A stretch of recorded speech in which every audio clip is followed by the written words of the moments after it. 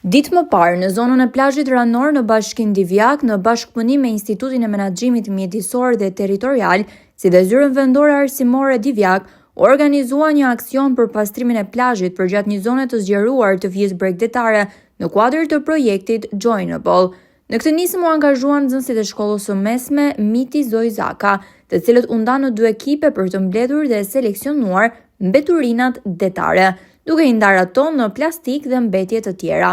Përmes këtij aktiviteti, të rinjt kontribuan jo vetëm në pastrimin e zonës bregdetare, por edhe në rritjen e ndërgjegjësimit për mbrojtjen e mjedisit dhe për rrezikun që sjell ndotja nga plastika. Projekti Joinable, pastrim plazhi nga mbeturinat plastike për mbrojtjen e mjedisit, është pjesë e programit IPA Adrion dhe bashkëfinancohet nga Bashkimi Evropian përmes programit Interreg IPA Adrion me synim forcimin e bashkëpunimit dhe ndërgjegjësimin për mbrojtjen e mjedisit në zonat bregdetare.